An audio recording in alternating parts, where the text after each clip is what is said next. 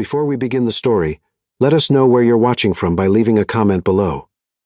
If you enjoy this video from Soulful Narratives, don't forget to like and subscribe. Have a wonderful day. Enjoy the story, everyone. Samantha Evans had never felt more powerful or more broken than she did in this moment. Standing in the doorway of courtroom 3A, she watched her soon-to-be ex-husband, Daniel Whitmore, crumble as the judge's final words echoed through the air. The defendant's petition is denied. Miss Evans retains full ownership of her law practice, her assets, and her dignity. Her dignity. The judge had actually said that. The click of her designer heels, the last expensive gift Daniel had given her before she discovered his betrayal, rang out like gunshots against the marble courthouse floor. Each step through the grand hallway was a declaration, each breath a victory song. She had walked into this building as a woman destroyed by lies, and was walking out as a queen reclaiming her throne. Victory should have tasted sweet. Instead, it tasted like tears she refused to shed and dreams she'd never get back. Samantha! Wait! Daniel's voice cut through the courthouse chatter, desperation bleeding through his usual arrogance. She turned slowly, her dark eyes meeting his for what she hoped would be the last time. Even now, after everything, he was still handsome in that privileged way that had first attracted her. Tall, well-dressed, with the kind of confident smile that money could buy. Behind him, the Whitmore family stood in their expensive suits, whispering threats about appeals and revenge. Daniel's mother, Eleanor, with her perfectly styled silver hair and cold blue eyes, was already on her phone, no doubt summoning their army of lawyers. The Whitmore family had money, connections, and a legacy of destroying anyone who dared challenge them. But Samantha possessed something they couldn't comprehend. She had survived poverty, discrimination, and abandonment. She was a queen who had built her own kingdom from nothing, and no one would strip that from her. "There's nothing left to say, Daniel," she replied, her voice steady despite the tremor in her hands. The judge made it clear. "The law practice is mine, the house is mine, and my dignity is mine to keep. You can't seriously think you'll survive without my family's support," he sneered, stepping closer. His designer cologne, the same scent that once made her heart race, now churned her stomach. "You're nothing without us, Samantha. Nothing but a project girl who got lucky." The words struck her like physical blows, each one calculated to shatter the confidence she'd built over years of fighting for her place in a world that had never welcomed her. But Samantha had endured worse. She'd survived worse. "I was never nothing, Daniel. I was simply naive enough to believe that love could overcome the venom in your heart." She turned away from him, her spine straight, her chin elevated like the queen she'd always been. "Goodbye, Daniel. May you find whatever hollow satisfaction you're truly seeking." She walked away with purpose, her heels clicking against the marble as she headed for the courthouse exit. The weight of the last 2 years finally began to settle on her shoulders, the sleepless nights preparing for court, the humiliation of discovering Daniel's affairs with his secretary, his tennis instructor, and God knew who else. The heartbreak of realizing that his family had seen her as nothing more than temporary entertainment. The autumn Denver air hit her face as she stepped outside, crisp and cold against her skin. She had parked 6 blocks away, too proud to pay for courthouse parking, too broke after legal fees to afford the luxury. Her savings were depleted, her practice barely surviving, and her heart was shattered into pieces she wasn't sure she could ever put back together. She made it halfway down the courthouse steps when her legs began to shake. The adrenaline that had carried her through the hearing was fading, replaced by an exhaustion so deep it seemed to reach her bones. She gripped the cold metal railing, trying to steady herself, but the world began to tilt and spin. I can't," she whispered to herself, her breath coming in short gasps. The stress, the lack of sleep, the emotional toll of the divorcee, all hit her at once like a freight train. She hadn't eaten in 12 hours, hadn't slept properly in weeks. Her body was shutting down. Her knees buckled, and she felt herself falling toward the concrete steps. This was it. She was going to collapse on the courthouse steps like some tragic figure, giving Daniel and his family one final moment of satisfaction. But instead of hitting cold concrete, she found herself caught in strong, warm arms. The scent of honest work and clean soap filled her nostrils as she was lifted effortlessly against a broad chest. Through her blurred vision, She saw eyes the color of a stormy sky looking down at her with genuine concern. "I've got you," a deep voice murmured, and something in those 3 words made her feel safer than she had in months. "You're okay. I've got you." Samantha tried to focus on her rescuer's face, but her vision was swimming. She could make out strong features, light brown hair, and those incredible eyes that seemed to see straight through to her soul. He was wearing work clothes, a flannel shirt and jeans, and his hands bore the calluses of honest labor. "My sister went through something similar," he said quietly. His voice meant only for her. "Divorce court. I was here for her hearing. Saw you come out of the other courtroom. You looked like you were carrying the weight of the world. Call an ambulance," he shouted to someone nearby, his voice carrying authority that cut through the courthouse crowd. "She needs medical attention." "No," Samantha tried to protest, her voice barely a whisper. "I'm fine." "You need to be checked out," he said firmly, settling her more comfortably in his arms. She realized he was kneeling on the steps, holding her against his chest like she weighed nothing. "You scared me when you started to fall." There was something about the way he said "scared me" that made her heart flutter despite her exhaustion. This stranger was looking at her like she mattered, like her well-being was important to him. When was the last time someone had looked at her that way? The sound of sirens filled the air, and Samantha realized a crowd had gathered, faces staring down at her. She saw Daniel pushing through, his expression shifting from anger to confusion to something that might have been concern. "Samantha, what happened?" Daniel demanded, but her rescuer's arms tightened around her protectively. "Step back," the stranger said, his voice taking on a dangerous edge that made Samantha's pulse quicken. "Give her space to breathe." When the paramedics arrived, Samantha expected her rescuer to hand her over and disappear into the crowd. Instead, he stood up with her still in his arms, his jaw set with determination. "I'm riding with her," he announced to the paramedics, his tone brooking no argument. "Are you family?" one of the EMTs asked, already preparing the gurney. Samantha felt her rescuer's arms tighten around her, his chest rising and falling with a deep breath. In that moment, with her world spinning and her heart breaking, she looked up into those stormy eyes and saw something that took her breath away. A man who cared about her well-being more than Daniel ever had. "She's my wife," he said, his voice carrying such conviction that even Samantha almost believed it. The words hit the crowd like a thunderbolt. Daniel's face went white, his mother gasped audibly, and Samantha felt her heart skip a beat. This stranger, this beautiful, gentle stranger, was claiming her as his own. "Your wife?" Daniel sputtered, his voice cracking with disbelief. Her rescuer looked directly at Daniel, his eyes blazing with protective fury. "That's right, my wife. And if you don't step back and let the paramedics do their job, we're going to have a problem." As Samantha was loaded onto the gurney, she caught Daniel's expression. Shock, confusion, and something that looked almost like regret. For the first time since she'd known him, Daniel looked like a man who was realizing he'd lost something precious. The last thing she saw before the ambulance doors closed was her mysterious rescuer climbing in beside her, his hand gently taking hers, his eyes never leaving her face. In that moment, as the sirens began to wail and they pulled away from the courthouse, Samantha felt something she hadn't felt in years. She felt like a queen being rescued by her king. And somewhere in the crowd behind them, Daniel watched the ambulance disappear, finally understanding that he had lost the most incredible woman he'd ever known to a man who had claimed her as his own in less than 5 minutes. The queen had fallen, but she hadn't fallen alone. Chapter 2. The Protector's Heart. Samantha woke to the sound of rain against hospital windows and the gentle murmur of a voice she didn't recognize, but somehow trusted completely. "And I told them that the carburetor was shot, but they insisted on trying to fix it themselves. 3 hours later, they're calling me back, begging me to come rescue them." She kept her eyes closed, listening to the warm laughter in that voice, the same voice that had promised her safety when her world was falling apart, the same voice that had claimed her as his wife. "You're awake," he said softly, and she could hear the smile in his words.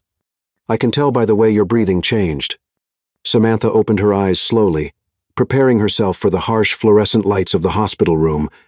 Instead, she found herself looking into those same stormy blue eyes that had caught her when she fell. He was sitting in an uncomfortable plastic chair beside her bed. his large frame somehow folded into the small space. His attention completely focused on her. "Hi," she whispered, her voice hoarse from exhaustion. "Hi yourself," he replied, and the gentleness in his tone made her heart flutter. "How are you feeling?" "Like I was hit by a truck," she admitted, trying to sit up. Immediately, he was on his feet, helping her adjust the hospital bed, his hands careful and warm against her arms. "The doctor said you were dehydrated and exhausted. When's the last time you ate a real meal?" Samantha thought about it and realized she couldn't remember. "I don't know. Maybe 2 days ago." His jaw tightened, and she saw something dangerous flash in his eyes. 2 days. Jesus, Samantha. "You know my name?" she said, surprised. "I asked the nurses. I hope that's okay." He settled back into his chair, but she could see the tension in his shoulders. "I'm Nathan. Nathan Brooks." "Nathan," she repeated, liking the way his name felt on her tongue. "Thank you for everything." "You didn't have to stay." "Yes, I did." His voice was firm, leaving no room for argument. "Someone needed to make sure you were okay. But you told them I was your wife." The words hung in the air between them, and Samantha felt her cheeks warm. "Why did you do that?" Nathan was quiet for a long moment, his eyes studying her face like he was memorizing every detail. "Because you looked like you needed someone to claim you, to protect you." He paused, running a hand through his hair.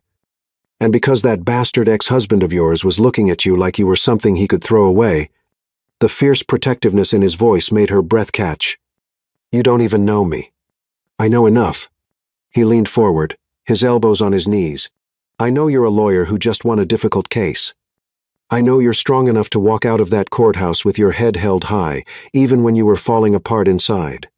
I know you're beautiful enough to stop traffic, and I know that any man who would hurt you is a fool." Samantha felt tears prick her eyes. "You don't understand. I'm not someone men fight for. I'm not someone men claim. Then you've been meeting the wrong men." The simple statement hit her like a physical blow. She stared at him, this gentle giant in work clothes and worn boots, and felt something shift inside her chest. "I should go," she said suddenly, throwing back the hospital blanket. "I have work to do. Bills to pay." "Whoa. Hold on." Nathan was on his feet again, his hands gentle but firm on her shoulders. "The doctor wants to keep you overnight for observation. You can't just walk out of here." "I can't afford to stay overnight," Samantha said, the words tumbling out before she could stop them. "I don't have insurance that covers this, and I just spent everything I had on legal fees." Nathan's expression softened, and he sat on the edge of her bed, close enough that she could smell his cologne, something clean and masculine that made her want to lean into him. "Don't worry about that," he said quietly. "I'll take care of it." "No." Samantha shook her head firmly. "I don't accept charity. I don't accept handouts.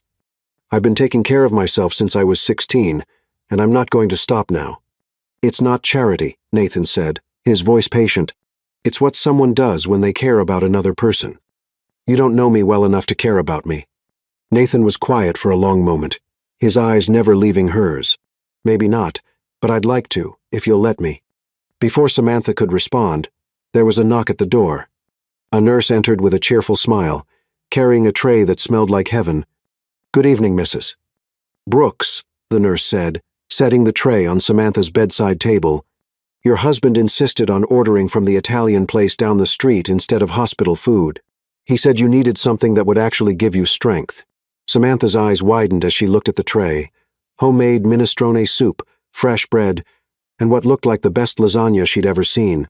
Her stomach growled audibly. "Thank you," Nathan said to the nurse, his tone suggesting this was perfectly normal. "Could you give us a few minutes?" When the nurse left, Samantha turned to stare at him. "Mrs. Brooks?" "I had to keep up the story," he said with a shrug. But she could see the blush creeping up his neck. "Besides, you need to eat, and hospital food is terrible. You can't just take care of me like this," Samantha protested, even as she reached for the soup. The first spoonful was warm and perfect, and she had to suppress a moan of pleasure. "Why not?" "Because I don't know you. Because you're a stranger. Because—" She paused, searching for the real reason. "Because people don't just do this. Not for me." Nathan's expression grew serious. "Samantha, can I ask you something?" She nodded, still eating the soup like she hadn't seen food in days. What happened to you? Who hurt you so badly that you can't believe someone would want to take care of you? The question hit her like a physical blow, and she set down her spoon with trembling hands. I can't. You don't have to tell me, Nathan said quickly. But I want you to know that whatever happened, it doesn't define you. You're worth caring for. You're worth protecting. Samantha felt tears spill down her cheeks before she could stop them. You don't understand. I've never been enough. Not for my father who left when I was born. Not for my mother's boyfriends who saw me as an inconvenience. Not for Daniel who... She stopped, unable to finish. Who what? Nathan's voice was dangerously quiet. Who said I was practice? That I was good enough for now, but not good enough to keep. Not good enough to be seen with in public. Not good enough to take home to his family. The words poured out of her like blood from a wound. He said I was entertaining, but I wasn't wife material. Not for a man like him. Nathan stood up so fast his chair scraped against the floor. Samantha could see his hands clenched into fists, his jaw tight with rage. That son of a bitch, he said, his voice low and dangerous. I should have hit him when I had the chance. Nathan, no. Listen to me. He turned back to her, his eyes blazing with an intensity that took her breath away. Everything he said was a lie. You are magnificent, Samantha. You are brilliant and strong and beautiful, and any man who can't see that is blind. You don't know me, she whispered. I know enough. He sat back down, reaching for her hands. I know you're a fighter. I know you're someone who stands up for what's right. I know you're someone who deserves to be loved completely, honestly, and forever. Samantha stared at him, this man who had appeared out of nowhere and was speaking to her like she was precious. Who are you, Nathan Brooks? I'm just a guy who works with his hands and believes in treating people right, he said, squeezing her fingers gently. I'm a guy who thinks you're the most incredible woman he's ever met, and who would like very much to prove to you that good men still exist. I don't date, Samantha said quickly. I can't. I'm not asking you to date me, Nathan said with a gentle smile. I'm asking you to let me be your friend. To let me bring you soup when you're sick and make sure you eat real food. To let me be someone you can count on. Samantha looked into his eyes and saw something she hadn't seen in years. Genuine care with no agenda. No expectation of return. This man was offering her friendship with no strings attached, and it terrified her. I don't know how to do this, she admitted. Neither do I, Nathan said with a laugh. But maybe we can figure it out together. Outside, the rain continued to fall, but inside the hospital room, something warm, fragile, and precious was beginning to bloom. Samantha didn't know what to call it yet, but for the first time in months, she wasn't facing the future alone. And Nathan Brooks, billionaire CEO pretending to be a simple working man, looked at the woman in the hospital bed and knew his life had just changed forever. Chapter 3. Love's First Whisper. 3 days after her collapse, Samantha was beginning to believe in miracles. She stood in front of the bathroom mirror in her small apartment, staring at her reflection and hardly recognizing the woman looking back at her. For the first time in months, her dark eyes held a spark of something that looked suspiciously like hope. Her phone buzzed on the counter, and she smiled before even looking at the screen. She already knew who it was. Nathan. Good morning, beautiful. Did you eat breakfast? Samantha. Good morning to you, too. And yes, I had the eggs and toast you brought yesterday. Nathan. Good. I was thinking about lunch. There's this little soul food place on Colfax that makes the best cornbread in Denver. Want to try it? Samantha's fingers hovered over the phone. In the 3 days since the hospital, Nathan had texted her every morning and evening, brought her groceries, and somehow managed to make her laugh even when she was drowning in work. He was keeping his promise to be her friend. But the way he looked at her made her heart race in ways she hadn't felt in years. Samantha. I'd like that, but I'm paying for my own meal. Nathan. We'll see about that. Samantha. Nathan, I'm serious. I don't want you spending money on me. Nathan. It's just lunch, Samantha. Friends buy each other lunch. She stared at the message, her heart doing that fluttery thing it did whenever he called her his friend. The word should have been safe, comfortable. Instead, it felt like a beautiful lie they were both telling themselves. Samantha. Okay, but somewhere cheap. Nathan. Trust me, I know just the place. An hour later, Samantha stood outside Mama Clara's soul food kitchen, watching Nathan walk up the street toward her. He was wearing jeans that had seen better days and a simple button-down shirt that looked like it had come from a thrift store. His hair was slightly damp, like he'd rushed to shower after work, and he carried himself with the easy confidence of a man who worked with his hands. "You look beautiful," he said when he reached her, and the way he said it made her believe it might be true. "You look like you came straight from a job site," she replied, trying to keep her tone light, even though her pulse was racing. "I did." He held up his hands, showing her the calluses on his palms. "Sorry if I smell like sawdust and paint." "You smell like honest work," Samantha said, and meant it. "I like it." Something flickered in Nathan's eyes, and for a moment, she thought she saw him hesitate. But then he smiled and gestured toward the restaurant. "Shall we?" Mama Clara gets cranky if people stand around blocking her door. Inside, the restaurant was exactly what Samantha had expected. Checkered tablecloths, mismatched chairs, and the kind of warmth that only came from family recipes and genuine love. The air was thick with the smell of cornbread and collard greens, and Samantha felt her stomach growl in response. Nathan, a large woman with graying hair and a smile that could light up a room, emerged from behind the counter. "Baby, where have you been? I haven't seen you in ages." "Hey, Mama Clara," Nathan said, accepting a hug that would have crushed a smaller man. "I've been busy with work." "This is Samantha, the friend I told you about." Mama Clara turned her attention to Samantha, her sharp eyes taking in every detail. "So, you're the one who's got our Nathan all twisted up. Girl, you are even prettier than he said. And he's been singing your praises like a man struck by lightning." "He has not," Samantha protested, but she could feel her cheeks warming. "Oh, honey, yes, he has." Mama Clara laughed, a rich sound that filled the restaurant. "He came in here yesterday asking what kind of food would help a woman recover her strength, talking about how you've been working too hard and not eating enough. That man is completely smitten." "Mama Clara," Nathan said, his voice carrying a warning that only made the older woman laugh harder. "Don't you Mama Clara me, boy. I've been watching you for 3 years, and I've never seen you bring a woman in here. This one must be special." Samantha felt her heart skip as she glanced at Nathan. He was looking at her with an expression she couldn't quite read. Something tender and vulnerable that made her want to reach out and touch his face. "She is special," he said quietly, and the words hit her like a physical caress. Mama Clara seated them at a corner table, close enough that their knees brushed when they settled down. Samantha tried to focus on the menu, but she was acutely aware of Nathan beside her. The way he tapped his fingers rhythmically on the table when thinking, the way he kept stealing glances at her, as if ensuring she was really there. "So, what's good here?" she asked, attempting to break the tension. "Everything," Nathan said. "But the fried chicken is legendary, and the mac and cheese is." He paused, closing his eyes and making a sound that was almost sinful. "It should probably be illegal in several states." Samantha laughed, and the sound surprised her. When had she last laughed like that, light, free, and completely uninhibited? "I'll have the fried chicken then," she decided. "And the mac and cheese, that's probably illegal." "Make that too," Nathan called to Mama Clara, who was already heading toward the kitchen.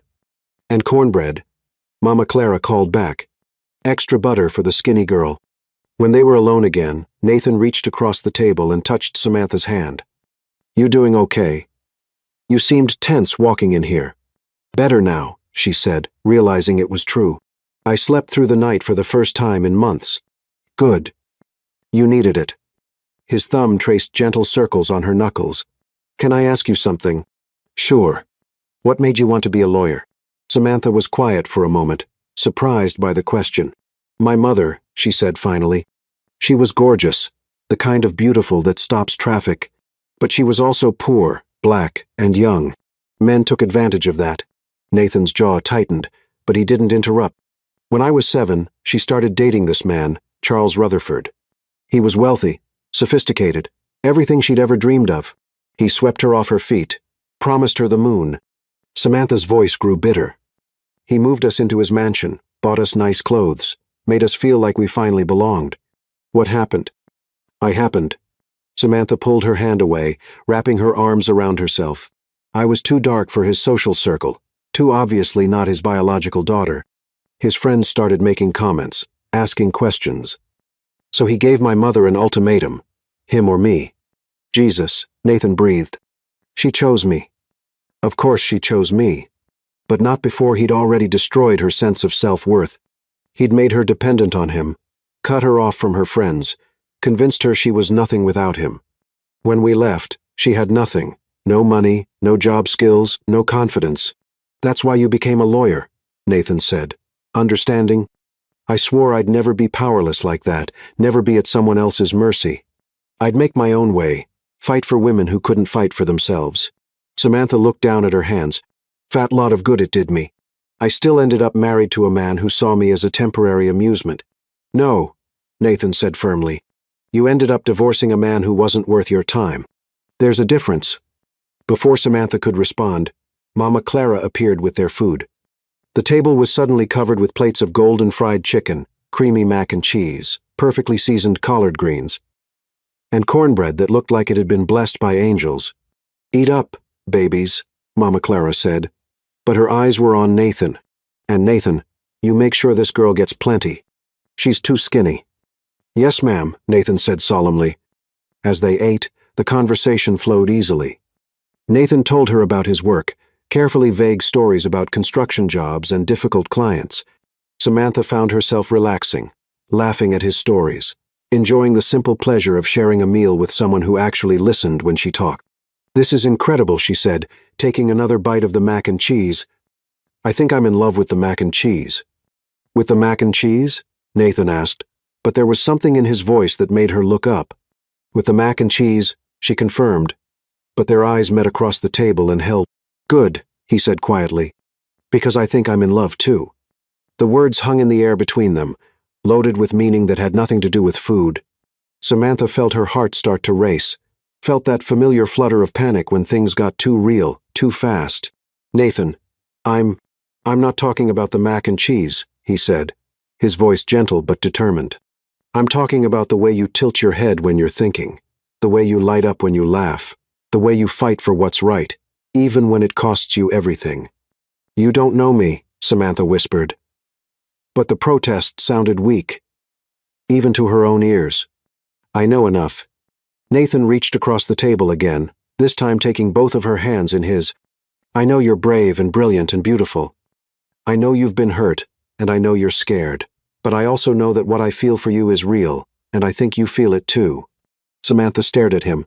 This man, who had appeared in her life like a guardian angel, was now telling her he was falling in love with her. The rational part of her brain screamed warning it was too soon, too fast, too dangerous. But her heart was singing a different song entirely. I do feel it, she admitted, her voice barely above a whisper. And it terrifies me. Why? Because I don't trust myself. Because I thought I loved Daniel, and look how that turned out. Because I'm afraid that if I let myself care about you, you'll realize I'm not worth it and leave. Nathan stood up suddenly, his chair scraping against the floor. For a moment, Samantha thought he was walking away, proving her fears right. Instead, he came around the table and knelt beside her chair, taking her face in his hands. Samantha Evans, he said, his voice rough with emotion. You are worth everything. You are worth fighting for, worth protecting, worth loving with everything I have. And I am not going anywhere. Promise me, she whispered, tears threatening to spill. I promise. He leaned forward, his forehead touching hers. Can I kiss you? Samantha nodded, not trusting her voice. Nathan's lips touched hers gently, tentatively, like he was afraid she might break. But when she kissed him back, when she showed him she wasn't fragile, the kiss deepened into something that made her feel like she was coming home. They were interrupted by applause from the other diners, and Samantha pulled back, laughing and blushing. Nathan grinned, unashamed and unrepentant. That was... She started. Perfect, he finished. I was going to say public. That, too. He stood up, offering her his hand. Come on, let's get out of here before Mama Clara starts planning our wedding. As they walked out of the restaurant, Samantha felt lighter than she had in years. The autumn air was crisp and clean, and Nathan's hand was warm in hers. They walked slowly, neither wanting the afternoon to end. Your friends seem great, Nathan said, his arm around her waist. I was worried they wouldn't approve of me. Why wouldn't they approve? Samantha asked, genuinely confused. Because I'm not a lawyer or doctor or some other professional. Because I work with my hands instead of my brain. Samantha stopped walking and turned to face him. Nathan, you are the smartest, kindest, most wonderful man I've ever met. Anyone who can't see that is an idiot. I love you, he said, cupping her face in his hands. I love your passion, your intelligence, your strength. I love the way you fight for people who can't fight for themselves. You make me feel like I can conquer the world, Samantha said, standing on her tiptoes to kiss him. Like I can do anything as long as you're beside me. You can, Nathan said against her lips. You proved that today. The kiss deepened, and Samantha felt that familiar fire ignite in her belly. After 2 weeks of stolen kisses and heated glances, she was ready for more. Take me home, she whispered against his lips. Your place or mine? Nathan asked, his voice rough with desire. Yours, Samantha said. I want to see where you live. 20 minutes later, Nathan was opening the door to a modest apartment in a working-class neighborhood. Samantha looked around, taking in the simple furniture, the worn but clean carpet, the small kitchen with older appliances. It's perfect, she said, and meant it. It feels like you. Honest and a little rough around the edges? Nathan asked. Warm and real and wonderful, Samantha corrected, wrapping her arms around his neck. Their lovemaking was slow and tender, full of whispered endearments and gentle touches. Nathan worshipped her body like she was something precious, something sacred. He made her feel beautiful, desired, cherished in ways she'd never experienced. Afterward, they lay entwined in his bed, Samantha's head on his chest, listening to his heartbeat. I've never felt like this before, she said softly, like I'm exactly where I'm supposed to be. You are, Nathan said, his fingers tracing patterns on her shoulder. You're exactly where you're supposed to be. Promise me something, Samantha said, tilting her head to look at him. Anything. Promise me, we'll always be honest with each other. Promise me we'll always talk about things, even when it's hard. Nathan's body tensed slightly. I promise, he said, his voice thick with emotion. I promise I'll always be honest with you. Good, Samantha said, settling back against his chest. Because I can't survive another relationship built on lies. As Samantha drifted off to sleep, Nathan stared at the ceiling and felt his heart break. He wanted nothing more than to keep the promise he'd just made, but he was already living a lie so enormous it could destroy everything. He loved her more than life itself, and that love was going to cost him everything. Tonight, he would hold her and pretend that love was enough to overcome any obstacle. Tomorrow, he would find a way to tell her the truth without losing her forever. Chapter 4. Building Dreams Together. Samantha had never believed in fairy tales until Nathan showed up at her door with a borrowed truck and a toolbox that looked like it had survived several construction sites. You don't have to do this, she said, watching him survey her new apartment with the critical eye of a man who understood structure. I can hire someone. With what money? Nathan asked, setting his toolbox down. You just spent everything on legal fees. I'll figure it out. I always do. Nathan turned to face her, and the look in his eyes made her breath catch. Samantha, I'm here because I want to be. Because helping you brings me joy. Can you allow me that? The truth was, she couldn't afford to hire anyone. Her savings were gone, her practice barely surviving, and this apartment was all she could afford. It was small, needed work, but it was hers. Okay, she said finally, but I'm helping. Nathan grinned. I was hoping you'd say that. I brought you work clothes. He handed her a thrift store package. Inside were paint-stained jeans, a soft t-shirt, and worn work boots. You bought me clothes? She asked, touched. I figured you needed something that wasn't connected to before. Nathan's voice was gentle. Something completely yours. This man understood what she hadn't even realized, that she needed to build something new, something untainted by her past. Thank you, she whispered. 20 minutes later, Samantha emerged from her bedroom wearing the clothes. They fit perfectly, and she felt like a woman ready to build something beautiful. Nathan had already moved her furniture and laid out plastic sheeting. He changed into worn jeans and a flannel shirt that stretched across his shoulders in a way that made her pulse quicken. Painting first, he said, opening paint cans. I picked colors I thought you'd like. The samples were perfect. Soft sage green, warm cream, cheerful yellow, Exactly what she would have chosen if she'd had the luxury of choice. "How did you know?" she asked. "I pay attention." He handed her a brush. "You like things that feel like home, not a showroom." They worked in comfortable silence, the rhythm soothing. Samantha found herself stealing glances at Nathan, admiring how he moved with quiet efficiency, humming under his breath. "What kind of construction do you do?" she asked. Nathan paused. "Different projects, residential mostly. I work for a small company. We handle whatever pays the bills." "Is that what you always wanted?" "No," he said after a moment. "I wanted to build things, design things that would last. You still could. You're smart, Nathan." "School costs money," he said, something sad in his voice. "There are scholarships. You could. My dad got sick when I was 18. Cancer. I chose taking care of him over college." Nathan's voice was controlled. He was a good man who deserved better than dying alone. Samantha's heart ached for him. "I'm sorry. It taught me what matters." He looked at her intently. "That money doesn't make people good or bad. It just makes them more of what they already are." She thought about all the wealthy men who had used their power to hurt people. Not everyone sees it that way, but you do.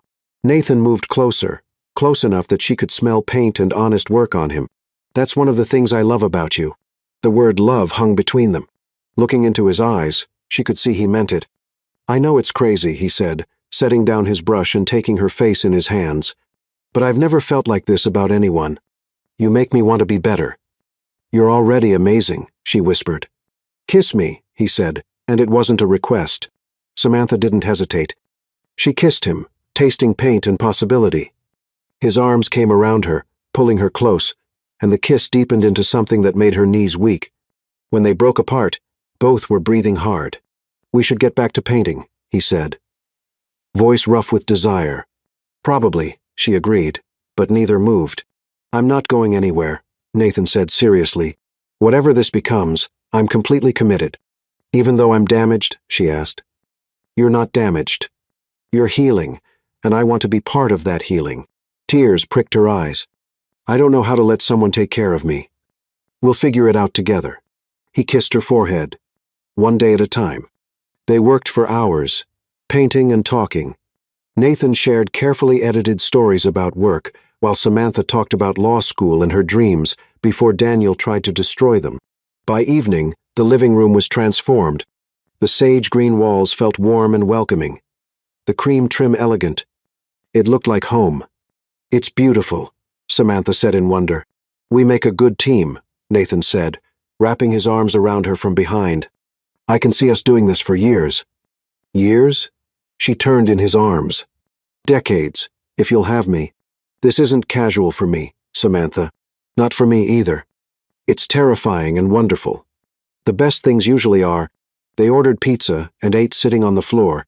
Samantha shared her biggest dream, opening a legal clinic for women who couldn't afford lawyers. "That's beautiful," Nathan said, genuine admiration in his voice. "What's stopping you?" "Money, time, the fact that I can barely keep my practice afloat. Those are just obstacles, not insurmountable ones. Easy to say when you don't have a dream that costs more than you could make in a lifetime." Nathan was quiet, then spoke carefully. "What if you had help? Financial backing. From where? I don't have wealthy friends or family money. I'm just a girl from the projects who got lucky.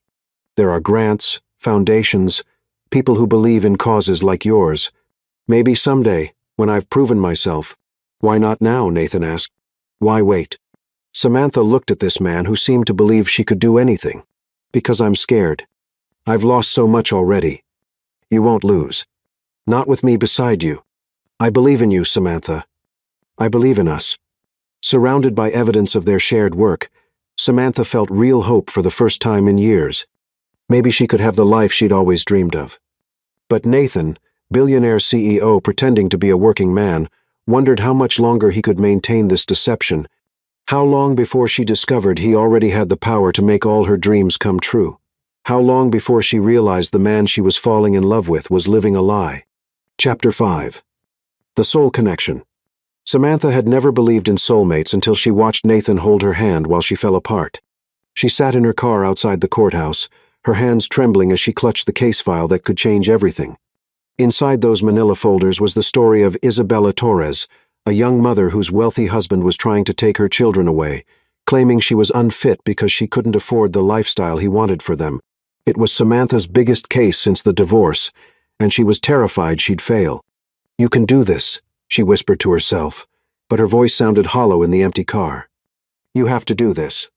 Her phone buzzed with a text from Nathan. "Nathan, how are you feeling about today, Samantha?" Samantha. Terrified. "This case, it's everything I've been working toward. But what if I'm not good enough? What if I let her down?" Nathan. "You won't? You're the most brilliant lawyer I know." Samantha. "I'm the only lawyer you know." Nathan. "That doesn't make it less true. You've got this. Beautiful. I believe in you." Samantha felt some of the tension leave her shoulders. Over the past 2 weeks, Nathan had become her anchor, her safe harbor in a storm she hadn't even realized she was weathering. He brought her coffee in the mornings, stayed up late helping her prepare for cases, and held her when the weight of other people's pain became too much to bear. "Samantha, I love you." She typed the words before she could stop herself, then stared at the screen in horror. They hadn't said it yet, not out loud, not in text. The words hung there on her phone, like a confession she wasn't ready to make. Her phone rang immediately. "Samantha." Nathan's voice was warm and rich, full of something that made her heart race. "Do you mean that?" She closed her eyes, taking a shaky breath. "Yes, I mean it. I love you, Nathan. I know it's crazy. I know it's too soon, but I love you. Thank God," he said. And she could hear the relief in his voice. "Because I love you too. I've been dying to say it, but I didn't want to scare you." "You don't scare me," Samantha said. "You make me feel brave." "Good, because you need to be brave today. You need to walk into that courthouse and show everyone what I already know, that you're magnificent." Samantha felt tears prick her eyes. "I wish you could be there with me." "I'll be there," Nathan said immediately. "I'll take the day off work. I'll be in the gallery, and every time you feel scared, you just look at me and remember that I love you." "You can't take the day off," Samantha protested. "You'll lose money you can't afford to lose." "Samantha." Nathan's voice was firm. "There is nothing more important to me than being there for you. Nothing." 2 hours later, Samantha stood in front of the judge, her closing argument flowing from her lips like a prayer. She talked about Isabella Torres, a woman who had given up her career to raise her children, who had been emotionally abused by a man who used his wealth as a weapon, who deserved the chance to rebuild her life with her children by her side. "Your Honor," Samantha said, her voice growing stronger with each word, "this case isn't about money. It's about what kind of society we want to be. Do we want to be a society that says children belong with the parent who can buy them the most expensive toys? Or do we want to be a society that says children belong with the parent who loves the most?" She caught Nathan's eye in the gallery, and the pride and love she saw there gave her the strength to continue. "Isabella Torres may not have millions of dollars, but she has something far more valuable. She has a mother's love. She has the courage to fight for her children, even when the odds are stacked against her. She has the strength to rebuild her life from nothing, to create a home filled with love instead of fear." When the judge ruled in Isabella's favor, Samantha felt her knees nearly buckle with relief. She turned to find Nathan pushing through the crowd, his face radiant with joy and pride. "You did it," he said, sweeping her into his arms. "You were incredible." "We did it," Samantha corrected, holding him tight. "I couldn't have done it without you." "Yes, you could have," Nathan said, pulling back to look at her. "But I'm glad you didn't have to." That evening, Samantha's law school friends threw an impromptu celebration at their favorite bar. Samantha had been nervous about introducing Nathan to her friends, worried about what they would think of her blue-collar boyfriend. But as she watched him charm her colleagues with his intelligence and humor, she realized her fears had been unfounded. "I like him," her friend Lauren whispered, nudging Samantha's shoulder. "He's not what I expected." "What did you expect?" Samantha asked, curious. "I don't know. Someone trying too hard to impress us, I guess. Someone slick and calculating. But he's just genuine, and the way he looks at you," Lauren sighed dreamily. "Girl, that man is completely gone for you." Samantha glanced across the room to where Nathan was discussing construction projects with her friend Michael. He was wearing a thrift store suit that fit him perfectly, and he carried himself with a quiet confidence that made her heart race. "He's nothing like Daniel," Samantha said. "No, he's not," Lauren agreed. "Daniel always acted like he was doing you a favor by being with you. Nathan acts like he won the lottery." "I'm scared," Samantha admitted. "Of what?" "Of how much I love him. Of how much I need him. Of what happens if he leaves." Lauren turned to face her fully. "Samantha, that man is not going anywhere. Trust me, I've seen a lot of relationships, and what you two have is rare. Don't let your past destroy your future." Later that night, Samantha and Nathan walked slowly back to his truck, neither wanting the evening to end. The October air was crisp and clean, and Denver's skyline glittered in the distance. "Your friends are great," Nathan said, his arm around her waist. "I was worried they wouldn't approve of me." "Why wouldn't they approve of you?" Samantha asked, genuinely confused. "Because I'm not a lawyer or doctor or some other professional. Because I work with my hands instead of my brain." Samantha stopped walking and turned to face him. "Nathan Brooks, you are the smartest, kindest, most wonderful man I've ever met. Anyone who can't see that is an idiot." "I love you," he said, cupping her face in his hands. "I love your passion, your intelligence, your strength. I love the way you fight for people who can't fight for themselves. You make me feel like I can conquer the world," Samantha said, standing on her tiptoes to kiss him. "Like I can do anything as long as you're beside me." "You can," Nathan said against her lips. "You already proved that today." The kiss deepened, and Samantha felt that familiar fire ignite in her belly. After 2 weeks of stolen kisses and heated glances, she was ready for more. She was ready for everything. "Take me home," she whispered against his lips. "Your place or mine?" Nathan asked, his voice rough with desire. "Yours," Samantha said. "I want to see where you live." Nathan hesitated for just a moment, and Samantha caught the flicker of uncertainty in his eyes. "It's not much," he said finally. "Just a small apartment. Nothing fancy." "I don't need fancy," Samantha said. "I just need you." 20 minutes later, Nathan was opening the door to a modest apartment in a working-class neighborhood. Samantha looked around, taking in the simple furniture, the worn but clean carpet, the small kitchen with appliances that had seen better days. "It's perfect," she said, and meant it. "It feels like you." "Honest and a little rough around the edges?" Nathan asked with a self-deprecating smile. "Warm and real and wonderful," Samantha corrected, wrapping her arms around his neck. "Just like you." Nathan carried her to his bedroom, and Samantha's breath caught at the tenderness in his touch. He laid her gently on the bed, his eyes never leaving hers. "Are you sure?" he asked, his voice barely above a whisper. "I've never been more sure of anything," Samantha said, reaching up to touch his face. "I love you, Nathan. I want to be with you completely." Their lovemaking was slow and sweet, full of whispered endearments and gentle touches. Nathan worshipped her body like she was something precious, something sacred. He made her feel beautiful, desired, cherished in ways she'd never experienced before.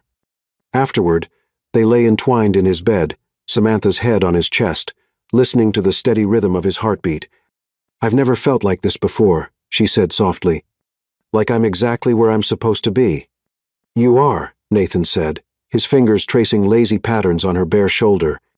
"You're exactly where you're supposed to be." "Promise me something," Samantha said, tilting her head to look at him. "Anything. Promise me we'll always be honest with each other. Promise me we'll always talk about things, even when it's hard." Nathan's body tensed slightly, and Samantha felt him take a deep breath. "I promise," he said, his voice thick with emotion. "I promise I'll always be honest with you." "Good," Samantha said, settling back against his chest. "Because I can't survive another relationship built on lies." As Samantha drifted off to sleep in his arms, Nathan stared at the ceiling and felt his heart break. He wanted nothing more than to keep the promise he just made. But he was already living a lie so big it could destroy everything they'd built together. He loved her more than he'd ever loved anyone, and that love was going to cost him everything. Chapter 6. Paradise Found. Samantha had never imagined that happiness could feel this terrifying. She stood in her apartment, staring at the weekend bag on her bed, her heart racing with an emotion she couldn't quite name. Nathan had surprised her with a weekend getaway, and for the first time in her life, She was going away with a man she truly loved. It's just camping, she told herself. But her reflection in the mirror looked skeptical.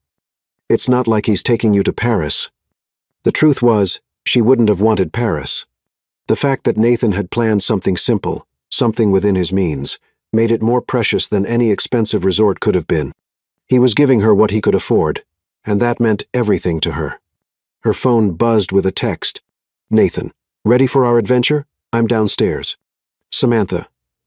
Coming down now. I packed way too much for camping. Nathan. We'll figure it out. I love you, Samantha. Samantha, I love you too. The words still felt new on her tongue, still sent shivers down her spine every time she typed them. 3 weeks of loving Nathan Brooks. And she was still amazed that this beautiful gentleman was hers.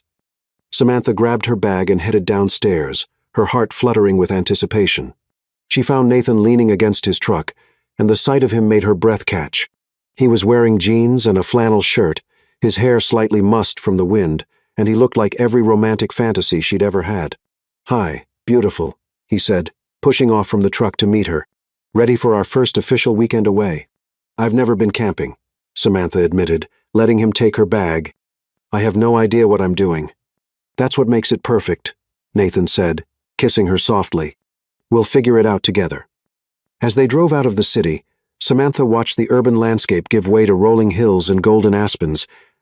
Nathan had the radio tuned to a classic rock station, and he sang along under his breath, his voice rough and warm. She found herself staring at his profile, memorizing the strong line of his jaw, the way his eyes crinkled when he smiled. What are you thinking about? He asked, catching her staring. How happy I am, Samantha said honestly. How I never thought I could feel this way about anyone. How do you feel? Nathan asked, his voice soft. Safe, Samantha said, the word coming out before she could stop it. Like I can be myself with you. Like I don't have to pretend to be someone else to keep you interested. Nathan's hands tightened on the steering wheel, and Samantha caught the flash of something painful in his eyes. You never have to pretend with me, he said. I love you exactly as you are. Good, Samantha said, reaching over to touch his hand. Because I'm tired of pretending. I spent 2 years pretending to be the kind of woman Daniel wanted, and it nearly destroyed me. You're perfect, Nathan said, bringing her hand to his lips.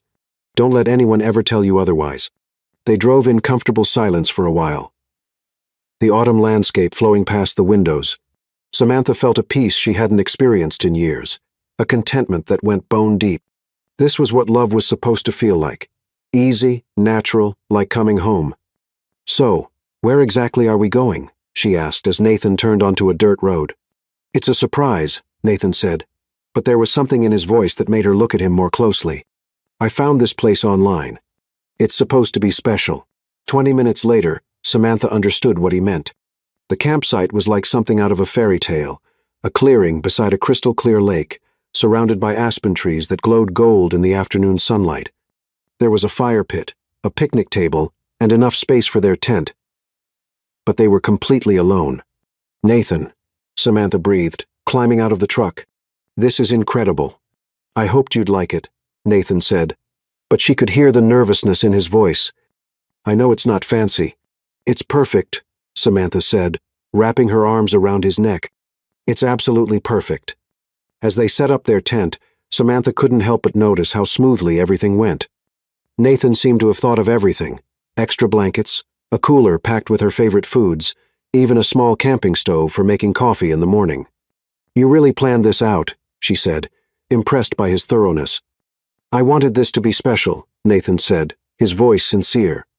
I wanted to give you something beautiful. You did, Samantha said, standing on her tiptoes to kiss him. You gave me you.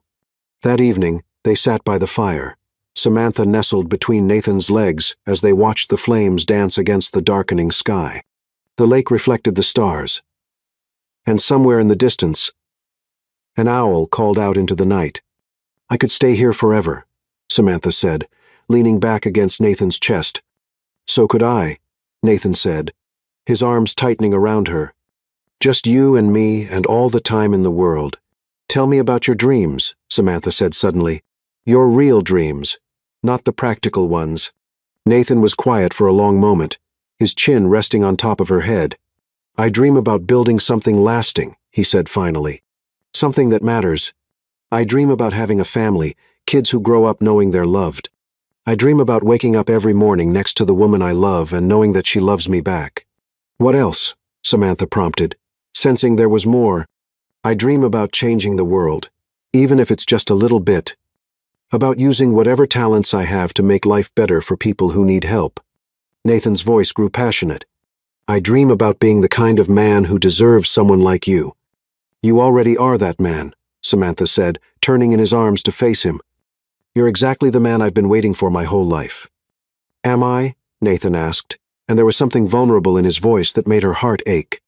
Yes, Samantha said firmly. You're kind and strong and honest. You work hard for what you have. You treat me like I'm precious. You make me feel like I'm worth fighting for. Nathan's eyes filled with tears, and he pulled her closer. I love you so much, it scares me sometimes, he said. I love you so much, I don't know how I lived without you. You don't have to live without me, Samantha said, her own eyes filling with tears. I'm not going anywhere, Nathan. I'm yours completely. Promise me, Nathan said, his voice urgent. Promise me that when things get hard, when life gets complicated, you'll remember this moment. You'll remember how much we love each other. I promise, Samantha said, confused by the intensity in his voice. But why are you talking like something's going to happen? Because I know how easy it is to lose the good things in life, Nathan said. I know how quickly everything can change. I just want to make sure you know how much you mean to me. Samantha kissed him then, pouring all her love and reassurance into the contact. Nothing's going to change. She whispered against his lips. We're going to be okay. They made love under the stars, their bodies moving together with a passion that felt sacred, eternal. Nathan worshipped her with his hands and his mouth, whispering words of love and adoration that made her feel like a goddess. When they finally came together, it was with a desperation that spoke of souls recognizing their perfect match. Afterward, they lay entwined in their sleeping bags, Samantha's head on Nathan's chest, listening to the sound of the lake lapping against the shore. I want to have your babies, Samantha said suddenly, the words tumbling out before she could stop them. Nathan's body went still beneath her. What? I want to have your babies, Samantha repeated, mortified but unable to take it back. I want to build a life with you, a family. I want to wake up every morning for the rest of my life and know that you're mine. Samantha. Nathan's voice was thick with emotion. I know it's too soon, Samantha said quickly. I know we haven't talked about it, but I love you so much, and I can't imagine my future without you in it. I can't imagine my future without you either, Nathan said, his arms tightening around her. I want all of that with you. The babies, the life, the forever. Really? Samantha lifted her head to look at him. Really, Nathan said, cupping her face in his hands. I want to give you everything, Samantha. Everything you've ever dreamed of. I don't need everything, Samantha said. I just need you. What if I could give you more? Nathan asked, his voice careful. What if I could help you start that legal clinic you talked about? What if I could help make your dreams come true? Samantha frowned. How? You're a construction worker, Nathan. You don't have that kind of money. Maybe not now, Nathan said. But someday, when I've saved enough, when I've built up my business. You want to start your own business? Samantha asked, surprised. Maybe, eventually, if I could find the right investors, the right backing. Nathan trailed off, and Samantha could see him thinking, That's a beautiful dream, Samantha said, but I don't love you for what you might have someday. I love you for who you are right now. I know, Nathan said, and his voice was heavy with something that sounded like regret. I just want to be able to give you the world. You already have, Samantha said, settling back against his chest. You've given me love, respect, partnership. You've given me a reason to believe in happy endings again. As Samantha drifted off to sleep in his arms, Nathan stared up at the star-filled sky and felt his heart breaking. Tomorrow, they would drive back to the city, back to the lies and the deception. Tomorrow, he would have to continue pretending to be someone he wasn't. But tonight, under the vast Colorado sky, with the woman he loved sleeping peacefully in his arms, Nathan allowed himself to believe that love could conquer anything, even the truth. He closed his eyes and made a silent vow. He would find a way to tell Samantha the truth without losing her. He would find a way to make this right. He had to, because the alternative life without Samantha Evans was unthinkable. And somewhere in the back of his mind, a plan began to form. A way to gradually reveal his true identity. To show her that the man she loved was real. Even if the circumstances weren't. Tomorrow, he would start telling her the truth. Tomorrow, he would begin to make this right. Tonight, he would just hold her and pretend that love was enough to overcome any obstacle, even the obstacle of his own deception. Chapter 7. The Weight of Truth. Samantha had never believed in perfect moments until she found herself dancing in Nathan's arms in the middle of her apartment, with nothing but candlelight and the sound of rain against the windows. "I still can't believe you got a promotion," she said, her head resting against his chest as they swayed to the music playing from her phone. "Tell me everything." Nathan's arms tightened around her, and she felt the subtle tension in his body. "It's not that exciting," he said, his voice carefully casual. "Just a step up in responsibility. My boss noticed my work quality and offered me a supervisor position." "More money?" Samantha asked, tilting her head to look at him. "Some," Nathan said, and she could see the conflict in his eyes. "Enough that I was thinking, maybe we could talk about moving in together." Samantha's heart skipped a beat. "Moving in together. I know it's fast," Nathan said quickly. "But I love you, Samantha. I love waking up next to you. I love coming home to you. I love the way you make even the simplest things feel extraordinary." "I love you too," Samantha said, standing on her tiptoes to kiss him. "And yes, I want to move in with you. I want to build a life with you." "There's something I need to tell you," Nathan said, his voice serious. "Something important." Samantha felt a chill run down her spine. "What is it?" Nathan led her to the couch, his hands never leaving hers. "Samantha, this promotion, it comes with opportunities, possibilities I hadn't considered before." "What do you mean?" "I mean, I might have chances now to grow, to build something bigger." Nathan's voice was careful, measured. "I might be able to help you start that legal clinic sooner than we thought." Samantha frowned. "Nathan, what exactly is this promotion? Are you talking about becoming a foreman or something?" "Something like that," Nathan said, and she could see him struggling with his words. "Samantha, what if I told you that I might have more potential than I originally thought?" "What do you mean?" Samantha's voice was sharper now, fear creeping in around the edges. "I mean, what if I had access to resources I hadn't mentioned? What if I could actually help you with your dreams?" Samantha pulled her hands away from his, her heart starting to race. "Are you telling me you've been lying to me about money?" "Not lying," Nathan said quickly.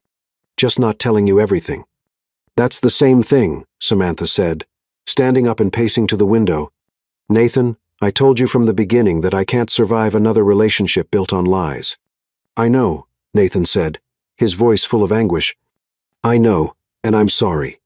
I wanted to tell you, but I was scared of losing you." "So, you thought lying was better?" Samantha turned to face him, her eyes blazing. "You thought deceiving me was the way to build trust." "No," Nathan said, standing up and reaching for her. I thought, if you knew the truth, you'd think I was just another rich man trying to buy your affection." "The truth about what?" Samantha demanded. "How rich are you, Nathan? Because construction workers don't get promoted to the kind of money you're talking about." Nathan opened his mouth to speak, then closed it again. Samantha watched the war playing out on his face, saw the moment when he made his decision. "You're right," he said quietly. "I'm sorry. I'm getting ahead of myself. The promotion is good, but it's not life-changing money. I just want to be able to give you more than I can right now." Samantha studied his face, sensing there was more he wasn't telling her. "Nathan, are you being honest with me?" "Yes," Nathan said, and she could hear the lie in his voice. "I'm being honest with you. Then why do I feel like you're still hiding something?" Nathan crossed the room to her, taking her face in his hands. "Because I love you so much that I sometimes dream bigger than reality allows. Because I want to give you everything you deserve. And right now I can't." Samantha searched his eyes, looking for the truth. What she saw there was love, fear, and something that looked like desperation. But she also saw the man she'd fallen in love with, the gentle, hard-working man who had saved her from falling and claimed her as his own. "I don't need you to give me everything," she said softly. "I just need you to be honest with me." "I am being honest with you," Nathan said, And this time the lie came easier. I love you, Samantha, more than I've ever loved anyone. That's the only truth that matters. Samantha wanted to push, wanted to demand answers to the questions that were nagging at her. But looking into Nathan's eyes, seeing the love and vulnerability there, she found herself nodding. Okay, she said. I believe you. Thank you, Nathan said, pulling her into his arms. Thank you for trusting me. I do trust you, Samantha said, even as a small voice in her head whispered warnings. I love you, Nathan. I love you exactly as you are. Not rich, not poor, just perfect. The words hit Nathan like a physical blow. He closed his eyes, holding her tighter, and felt his heart break completely. She loved him exactly as he was, which meant she loved a lie. She loved Nathan Brooks, the construction worker, not Nathan Brooks, the billionaire CEO. I love you too, he whispered, and meant it with every fiber of his being. I love you so much, it terrifies me. Don't be terrified, Samantha said, pulling back to look at him. We're going to be okay. We're going to build something beautiful together. Are we? Nathan asked, his voice thick with emotion. Yes, Samantha said firmly. We are, because we love each other, and we're honest with each other. And we want the same things. Nathan nodded, unable to speak past the lump in his throat. Samantha loved him for who he pretended to be, and every day he continued the charade was another day he betrayed that love. Let's celebrate, Samantha said, her mood brightening. Your promotion, our future, us.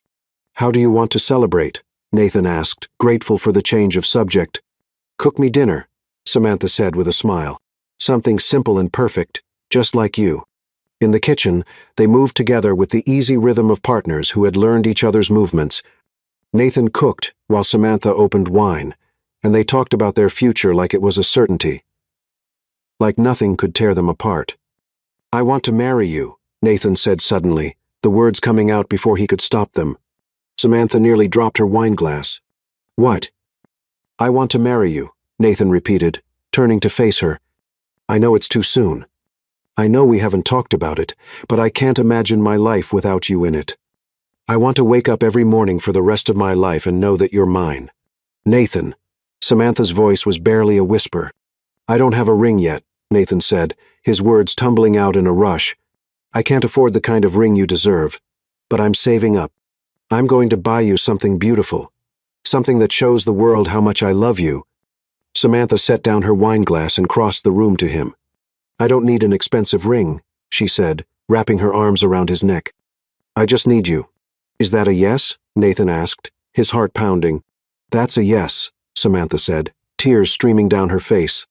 Yes, I'll marry you. Yes. I want to spend the rest of my life with you. Nathan kissed her then, pouring all his love and desperation into the contact. She tasted like wine and tears and forever, and he knew he would never love anyone the way he loved her. I promise I'll be a good husband, he said against her lips. I promise I'll take care of you, protect you, love you for the rest of my life. I promise the same, Samantha said. I promise I'll love you exactly as you are, forever. The words were like a knife to his heart. She was promising to love a lie, and he was letting her, but looking into her eyes, seeing the joy and love there, he couldn't bring himself to destroy her happiness. Not tonight. Tonight, he would let her believe in their fairy tale. Tonight, he would hold her and make love to her, and pretend that their future was built on truth instead of deception. They made love with a passion that bordered on desperate, as if they were both trying to prove something to each other. Nathan worshipped her body with his hands and his mouth, memorizing every curve, every sound she made. Samantha gave herself to him completely, holding nothing back, trusting him with her heart and her body and her future. Afterward, they lay entwined in her bed, Samantha's head on his chest, her engagement ring finger-tracing lazy patterns on his skin. I can't wait to be your wife, she said softly. I can't wait to build a life with you. What kind of life do you want? Nathan asked, his voice rough with emotion. Simple, Samantha said. A little house somewhere. Maybe a garden. Children who grow up knowing they're loved. Sunday mornings in bed. Quiet evenings together. Nothing fancy, just real. That sounds perfect, Nathan said, and meant it. That sounds like everything I've ever wanted. Good, Samantha said, pressing a kiss to his chest. Because that's what we're going to have. You and me against the world. You and me, Nathan agreed, but his voice was heavy with the weight of secrets. As Samantha drifted off to sleep in his arms, Nathan stared at the ceiling and felt the full weight of his deception crushing down on him. He had been about to tell her the truth, had been ready to confess everything, but her words had stopped him cold. She loved him exactly as he was. She loved Nathan Brooks, the construction worker, not Nathan Brooks, the billionaire. And now she was going to marry him, build a life with him, have his children, all based on a lie so fundamental that it poisoned everything they shared. He had to tell her the truth. But how could he destroy the happiness in her eyes? How could he risk losing the only real love he'd ever known? Tomorrow, he told himself. Tomorrow he would find a way to make this right. Tonight, he would just hold her and pretend that love was enough to overcome any obstacle, even the obstacle of his own cowardice. But deep in his heart, Nathan knew that tomorrow would bring the same fear, the same excuses, the same lies. And each day he stayed silent was another day he betrayed the woman he loved, more than life itself, the woman who was going to marry a man who didn't exist. Chapter 8. The Devastating Truth. Samantha had never believed in perfect happiness until it was ripped away from her in the space of a single news report. She was sitting in her favorite coffee shop, reviewing case files for the morning, when she glanced up at the television mounted on the wall. The volume was low, but she could see the headlines scrolling across the bottom of the screen. Tech mogul Nathan Brooks receives humanitarian award for educational initiative. Her heart stopped. The man on the screen was wearing a perfectly tailored tuxedo, his hair styled flawlessly, his smile confident and polished. He was standing at a podium, accepting an award from the governor of Colorado, surrounded by Denver's elite. He looked like money, power, privilege, everything she had been taught to distrust. He looked exactly like Nathan. Her Nathan. But it couldn't be. Her Nathan was a construction worker who wore thrift store clothes and worried about bus fare. Her Nathan was honest and humble and real. The man on the screen was Nathan Brooks, CEO of Brooks Technologies. Worth an estimated $2.8 billion. Samantha's coffee cup slipped from her numb fingers, shattering on the floor and sending hot liquid splashing across her shoes. She stared at the screen, watching the man she loved, the man she was engaged to marry, shake hands with politicians and business leaders like he belonged in their world. Because he did belong in their world. The coffee shop around her seemed to fade away as the truth crashed over her like a devastating wave. Every moment they'd shared, every kiss, every I love you'd, had all been a lie. The camping trip that had seemed so perfect because Nathan had found the ideal campsite. The way he always seemed to have exactly what they needed, exactly when they needed it. The tools that were too high quality for a construction worker, the knowledge that went beyond manual labor. She had been so naive, so desperate to believe in love, that she had ignored every warning sign. Samantha ran from the coffee shop, her vision blurred by tears, her chest tight with the kind of pain that made it hard to breathe. She drove through the streets of Denver in a daze, running red lights and ignoring the honking horns of other drivers. She had to get to him. She had to look him in the eye and hear him try to explain away this betrayal. The address she found online led her to a gleaming downtown high-rise that screamed money and power. The Brooks Technologies building was a monument to success, its glass and steel facade reflecting the Denver skyline like a mirror. Samantha sat in her car across the street, staring up at the building, feeling smaller and more insignificant than she had ever felt in her life. Her phone buzzed with a text from Nathan. Nathan. Good morning, beautiful. Can't wait to see you tonight. I love you. Samantha stared at the message, her hands shaking. Even now, even after she knew the truth, he was still lying to her, still pretending to be someone he wasn't. She typed back with trembling fingers. Samantha, I know who you are. Her phone rang immediately. Samantha, let me explain. Nathan's voice was panicked, desperate. Please, just let me explain. Explain what? Samantha's voice was eerily calm. Explain how you've been lying to me for months. Explain how you made me fall in love with someone who doesn't exist. I never lied about loving you, Nathan said, his voice breaking. That was never a lie, Samantha. I love you more than I've ever loved anyone. Where are you? I'm outside your building, Samantha said and hung up. 15 minutes later, Samantha stood in the marble lobby of Brooks Technologies, feeling like an alien in her simple dress and modest heels. Everyone around her screamed wealth and privilege. The security guards in their expensive suits, the receptionist with her perfect makeup and designer clothes, the executives who walked past her like she was invisible. Miss Evans, a woman in an immaculate business suit, approached her. Mr. Brooks is waiting for you in his private elevator. Samantha followed the woman across the lobby, her footsteps echoing in the vast space. The private elevator was a work of art-polished brass and rich wood, with a control panel that required a key card to operate. As they rose to the top floor, Samantha watched the city shrink below them, and she felt like she was ascending to another world entirely. The elevator opened directly into Nathan's office, and Samantha's breath caught in her throat. The space was enormous, with floor-to-ceiling windows that offered a panoramic view of the Rocky Mountains. The furniture was obviously expensive, the artwork on the walls worth more than most people made in a year. And in the center of it all stood Nathan, no longer the humble construction worker she had fallen in love with. He was wearing a charcoal gray suit that probably cost more than her monthly rent, his hair perfectly styled, his shoes polished to a mirror shine. He looked like he belonged in this world of wealth and power. He looked like a stranger. "Samantha," he said, his voice full of anguish. "Thank you for coming." "Don't," Samantha said, her voice sharp as a blade. "Don't thank me. Don't act like this is some kind of reunion. Please let me explain," Nathan said, taking a step toward her. "I can explain everything." "Can you?" Samantha's voice was deceptively calm. "Can you explain how you've been lying to me since the moment we met? Can you explain how you made me believe you were something you're not?" "I never lied about the important things," Nathan said desperately. "I never lied about loving you, about wanting to build a life with you. You lied about everything." Samantha's composure finally cracked, her voice rising to a shout. "You lied about who you are, what you do, where you live. You made me believe you were struggling financially while you're worth billions. I wanted you to love me for who I am, not what I have," Nathan said, his own voice rising. "I wanted you to love me, not my bank account." "I don't even know who you are," Samantha screamed. "The man I fell in love with doesn't exist. He's a character you created to manipulate me." "That's not true," Nathan said, his voice breaking. "The man you fell in love with is me. The real me. The money doesn't change that, doesn't it?" Samantha laughed bitterly. "You think I'm some kind of gold digger? You think I can't tell the difference between love and manipulation?" "No," Nathan said quickly. "I never thought that. I know you're not like that." "Then why?"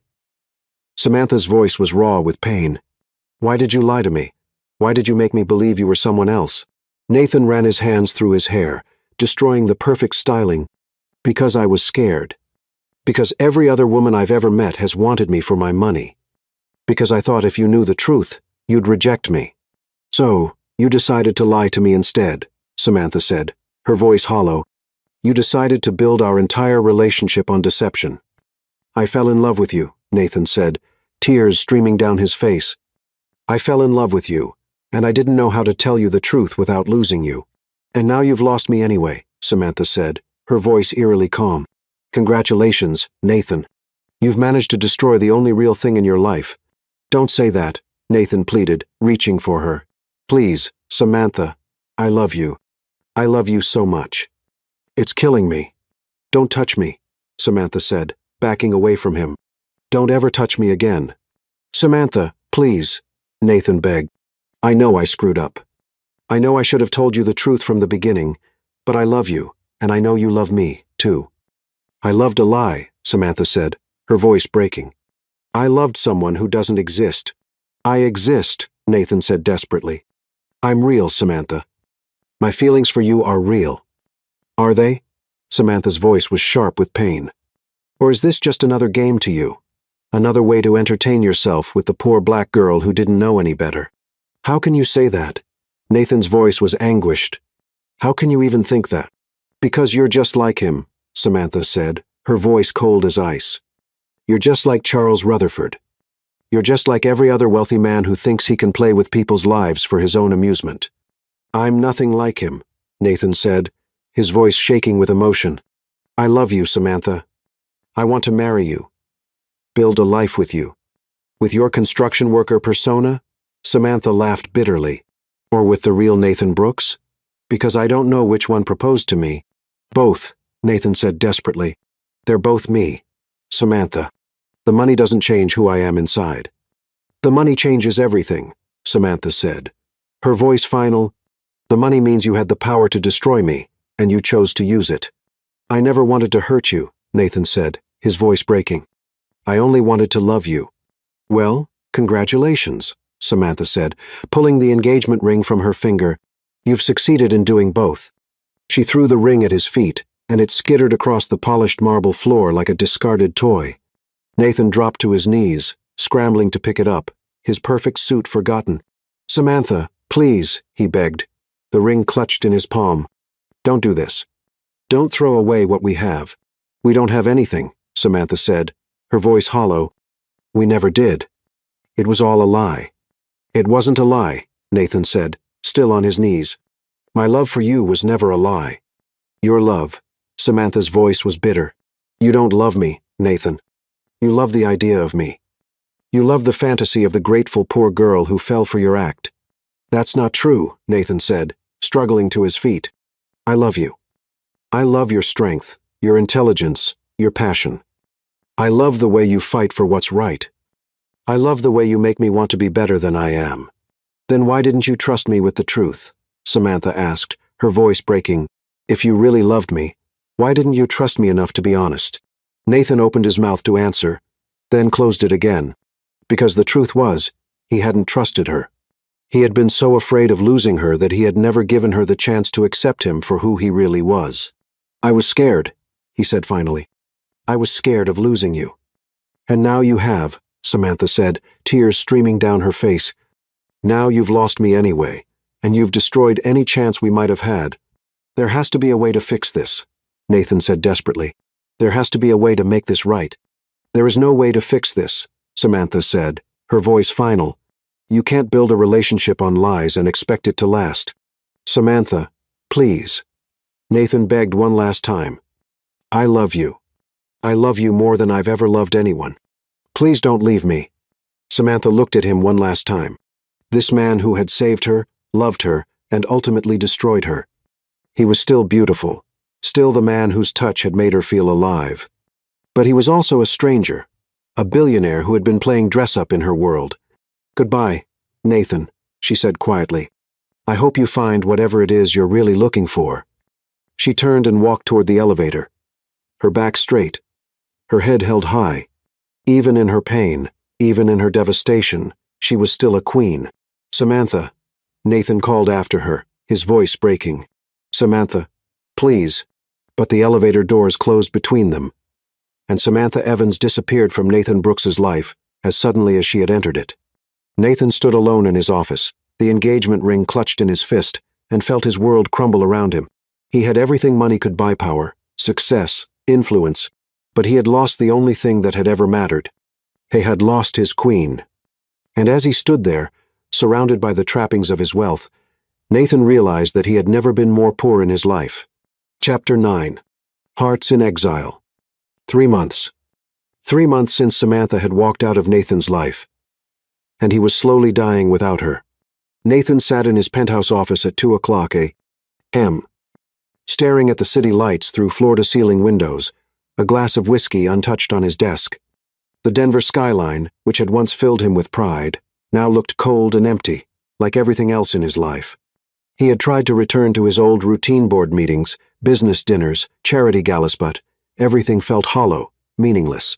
The success that had once driven him now felt like a prison, and every day without Samantha was another day of serving a life sentence. His phone buzzed with a text from his assistant.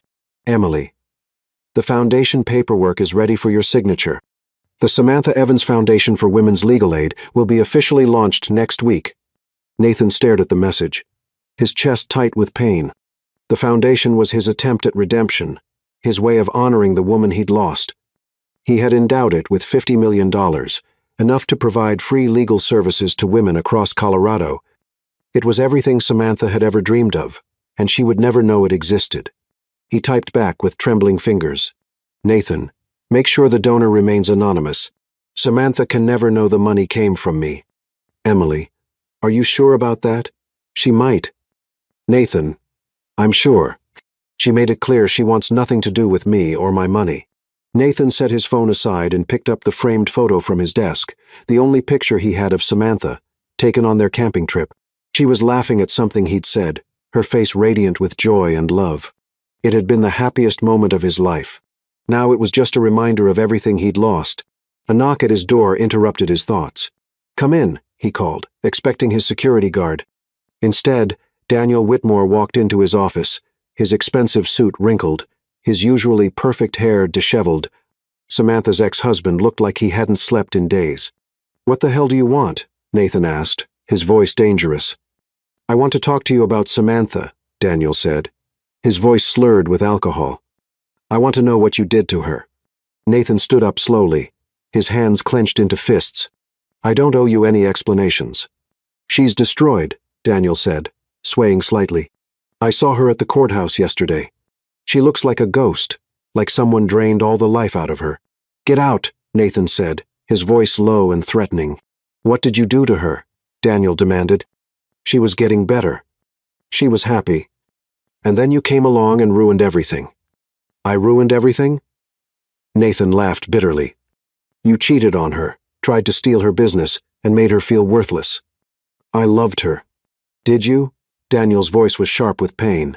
"Because the woman I saw yesterday doesn't look like someone who was loved. She looks like someone who was destroyed." The words hit Nathan like physical blows. "You don't know what you're talking about." "I know that I made mistakes," Daniel said, his voice breaking.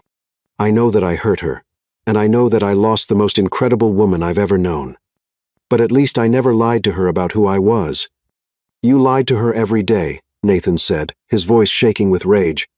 "You lied when you promised to love her, when you promised to be faithful, when you promised to build a life with her. And you lied about everything." Daniel shot back.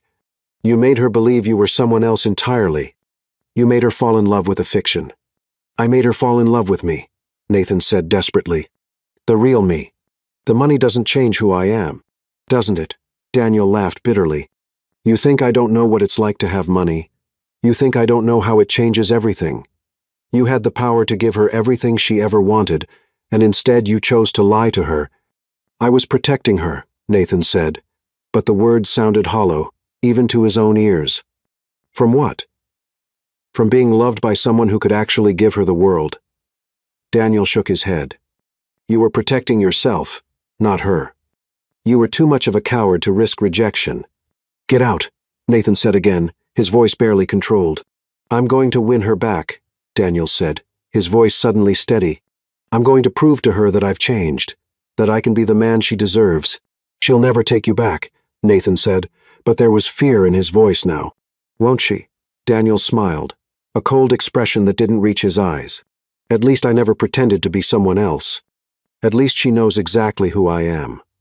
After Daniel left, Nathan sat back down at his desk, the man's words echoing in his mind. The truth was, he was terrified that Daniel was right, terrified that Samantha would eventually forgive her ex-husband's honest betrayal more easily than she would forgive Nathan's loving deception.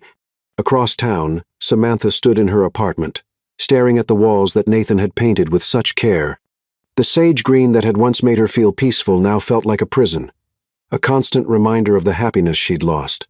She had tried to paint over it, to erase every trace of him from her life.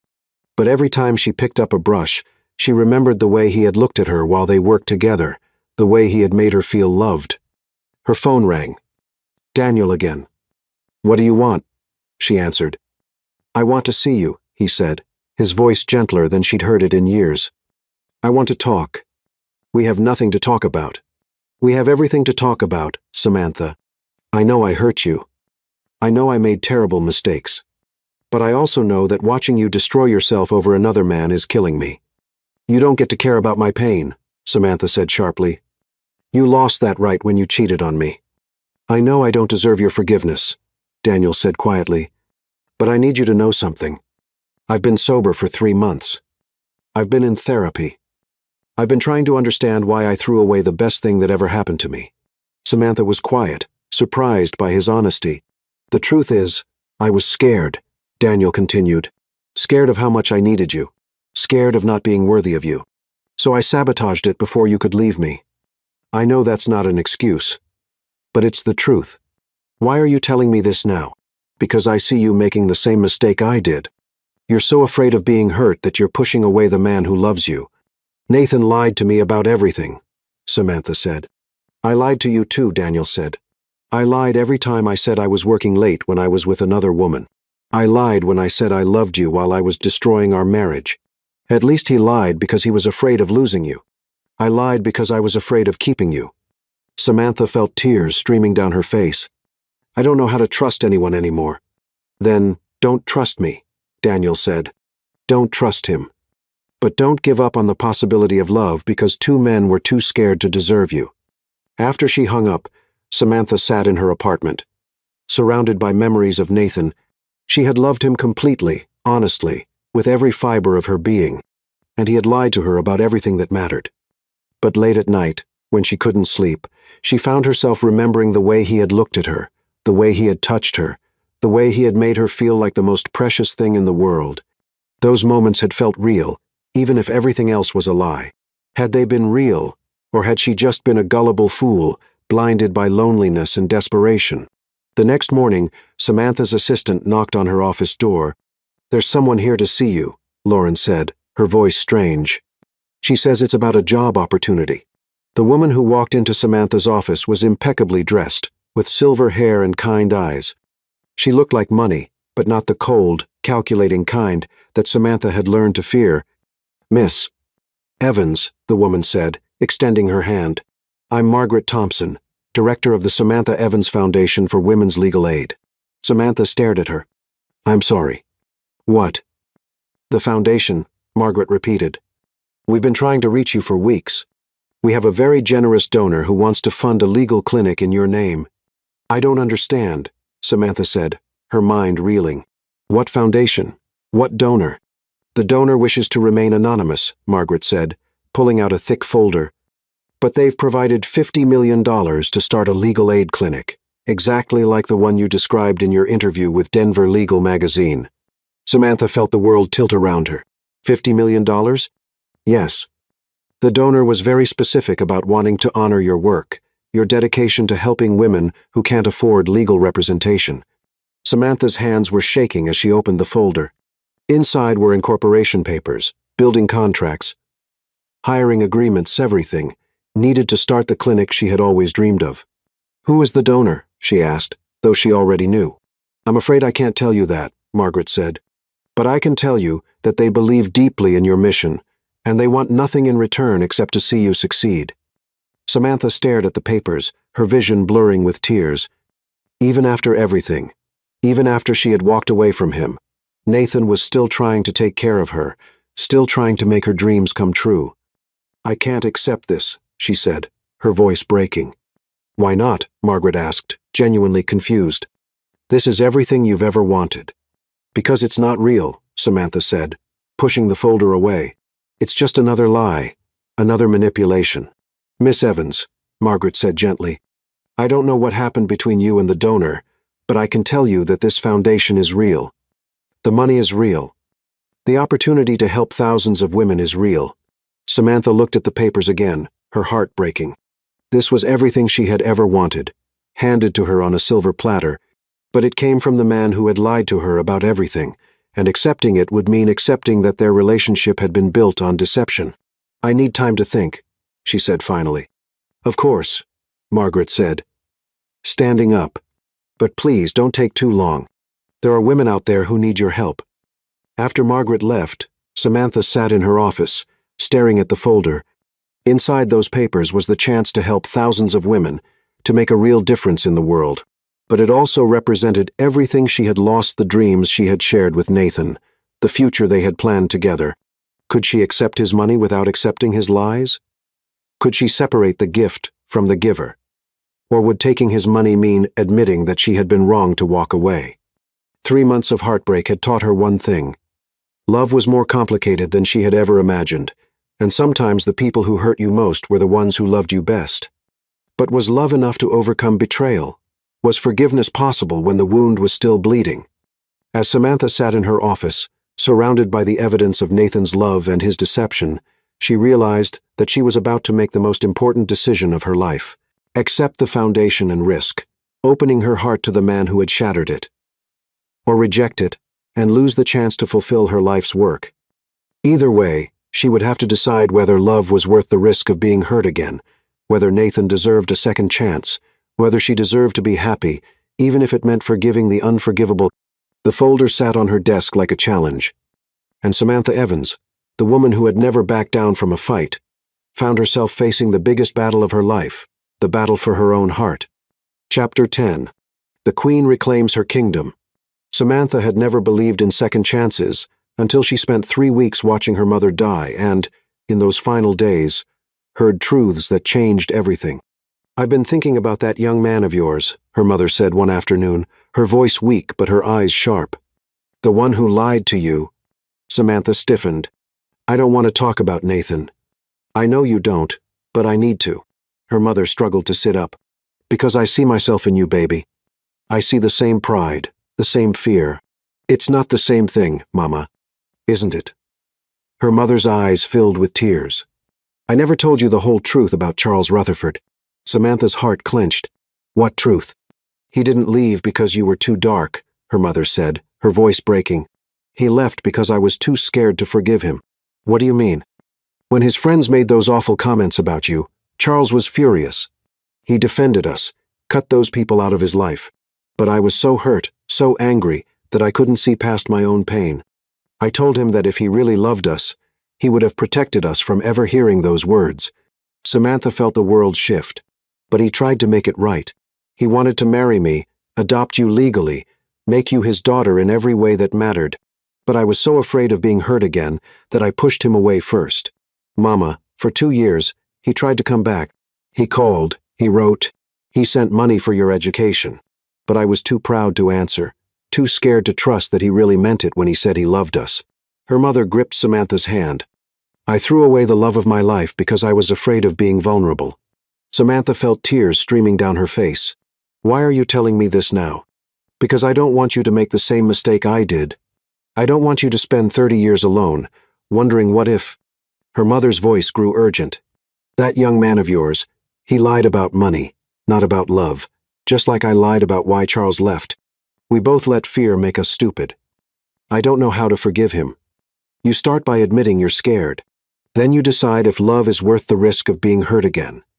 Her mother's voice was fading. "What if you're wrong about him? What if he really loves you as much as you love him?"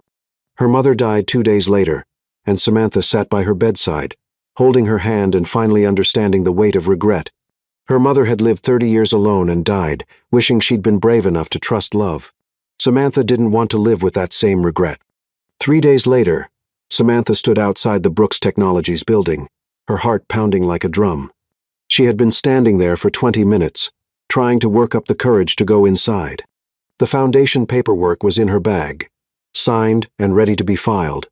She had decided to accept Nathan's gift, not because she forgave him, but because she refused to let their broken relationship prevent her from helping other women. But now, looking up at the building where she had confronted him 6 months ago, she realized that she had come here for a different reason entirely. She had come here to fight for her love. The security guard recognized her from her previous visit and waved her toward the private elevator. Samantha's hands were shaking as she pressed the button for the top floor, her heart racing with every floor they passed. When the elevator doors opened, she stepped into Nathan's office and felt her breath catch. He was standing at the window, his back to her, wearing the same kind of expensive suit she had seen him in before. But something was different. His shoulders were slumped, his posture defeated, and even from behind, she could see the exhaustion in every line of his body. "Hello, Nathan," she said softly. He spun around, his eyes wide with shock. Samantha. She had forgotten how beautiful he was. 6 months of separation had dimmed her memory of his stormy blue eyes, the strong line of his jaw, the way he looked at her like she was the most precious thing in the world. "I signed the foundation papers," she said, pulling them out of her bag. "I wanted to thank you." "You don't need to thank me," Nathan said, his voice hoarse. "I should have told you the truth from the beginning." "Yes, you should have," Samantha said, stepping closer. "You should have trusted me." "I know," Nathan said, his voice breaking. "I know I screwed up. I know I hurt you. I know I don't deserve your forgiveness." "You're right," Samantha said, and she saw him flinch. "You don't deserve my forgiveness. You lied to me about everything. You made me fall in love with someone who didn't exist. Samantha, I'm not finished, she said, her voice firm. You made me believe that love could be simple, honest, real. You made me believe that I could trust someone completely. And then you showed me that it was all a lie. Nathan's face crumpled, and Samantha saw tears streaming down his cheeks. I'm so sorry, he whispered. I'm so sorry, Samantha. I love you so much, and I destroyed everything. Did you? Samantha asked, her voice softer now. Did you destroy everything? Nathan looked at her, confused. What do you mean? I mean, did you lie about loving me? Never, Nathan said immediately. I never lied about that. Did you lie about wanting to build a life with me? No, Nathan said, his voice stronger now. I meant every word. Did you lie about who you are inside? About your values, your dreams, your heart? Nathan stared at her, understanding dawning in his eyes. No, he said quietly. I never lied about who I am inside. Then maybe you didn't destroy everything, Samantha said, stepping closer. Maybe you just made some very stupid decisions. Samantha, Nathan said, his voice full of hope and fear. What are you saying? I'm saying that I've spent 6 months hating you for lying to me, Samantha said. And I've spent 6 months missing you so much I could barely breathe. I've missed you too, Nathan said, his voice breaking. Every day, every night. I've missed you so much I thought I was going crazy. My mother died, Samantha said suddenly. Oh, Samantha, Nathan said, instinctively reaching for her. I'm so sorry. 3 days ago, Samantha said, letting him take her hands. She told me something before she died. She told me that she threw away the love of her life because she was too proud to forgive him. She lived 30 years alone because she was too afraid to trust love again, Samantha said, tears streaming down her face. She died regretting that choice. I'm so sorry, Nathan said, pulling her closer. I'm so sorry you had to go through that alone. I don't want to live with regret, Samantha said, looking into his eyes. I don't want to spend the rest of my life wondering what would have happened if I had been brave enough to forgive you. What are you saying? Nathan asked, his voice barely a whisper. I'm saying that I love you, Samantha said, her voice strong and clear. I love you, Nathan Brooks. Not your money, not your success, not your power. I love you. The man who caught me when I fell, who held me when I cried, who made me believe in love again. I love you too, Nathan said, cupping her face in his hands. I love you so much, Samantha. I love you more than I've ever loved anyone. I know, Samantha said, smiling through her tears. I can see it in your eyes. I could always see it in your eyes. Can you forgive me? Nathan asked, his voice full of hope and fear. Can you forgive me for lying to you? I can forgive you, Samantha said. If you can promise me something. Anything, Nathan said immediately. Promise me that you'll never lie to me again, Samantha said. Promise me that you'll trust me with the truth, even when it's hard. I promise, Nathan said, his voice solemn. I promise I'll never lie to you again. I promise I'll trust you with everything. And promise me that you'll love me exactly as I am, Samantha said. Not as some fantasy, not as some ideal, but as the real, complicated, imperfect woman I am. I promise, Nathan said, his voice thick with emotion. I promise I'll love you exactly as you are for the rest of my life. Then I can forgive you, Samantha said, standing on her tiptoes to kiss him. I can forgive you, and I can love you, and I can build a life with you. Nathan kissed her then, pouring 6 months of longing and regret and hope into the contact. Samantha kissed him back, tasting tears and forgiveness, and the promise of a future together. Marry me, Nathan said against her lips. Marry me, Samantha. Be my wife, my partner, my everything. Yes, Samantha said, laughing and crying at the same time. Yes, I'll marry you. Nathan dropped to his knees, pulling a ring box from his pocket. I've been carrying this for 6 months, he said, opening it to reveal the most beautiful ring Samantha had ever seen. I bought it the day after you left, hoping that someday I'd get the chance to give it to you. It's perfect, Samantha said, holding out her hand. It's absolutely perfect. As Nathan slipped the ring onto her finger, Samantha looked down at him and saw her future in his eyes. She saw laughter and tears, arguments and reconciliations, children and grandchildren, and a love that would last a lifetime I have one more thing to tell you, Nathan said, standing up and wrapping his arms around her. What's that? I'm stepping down as CEO, Nathan said. I'm going to focus on the foundation, on using my money to help people. I want to be the man you fell in love with, the man who builds things that matter. You don't have to do that for me, Samantha said. I'm not doing it for you, Nathan said, smiling. I'm doing it for us. I'm doing it because I want to be worthy of your love. You're already worthy, Samantha said, pulling him closer. You've always been worthy. 6 months later, Samantha Evans became Samantha Brooks in a ceremony that made the society pages for all the right reasons. She wore her mother's wedding dress. Nathan wore a simple black tuxedo, and they exchanged vows that brought tears to the eyes of everyone present. I promise to love you, Samantha said, looking into Nathan's eyes, in wealth and in poverty, in truth and in forgiveness, for all the days of my life.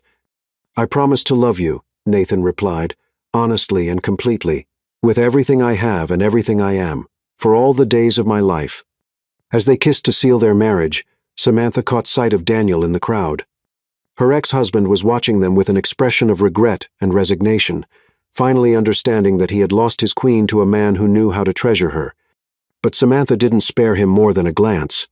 She was too busy being kissed by her husband, too busy beginning the rest of her life with the man who had caught her when she fell and never let her go. The Samantha Evans Foundation for Women's Legal Aid opened its doors a month after the wedding, and Samantha threw herself into her work with renewed passion. She helped hundreds of women, fought dozens of cases, and built the clinic of her dreams. But her greatest victory was the love she had almost thrown away the man who had lied to her, and then spent the rest of his life proving that love could overcome any obstacle, even the obstacle of truth. As Samantha sat in her office at the foundation, her hand resting on her growing belly, she looked at the picture on her desk. Nathan in his work clothes, painting her apartment with such care and love. He had been pretending to be someone else, but in that picture, she could see the truth he had been hiding. He had been pretending to be poor, but he had never pretended to love her. And in the end, that was the only truth that mattered. The queen had reclaimed her kingdom, and she planned to rule it with love, forgiveness, and the knowledge that sometimes the greatest victories come from the courage to fight for what you've lost. Sometimes the greatest love stories are the ones that survive the truth. And sometimes, just sometimes, love really is enough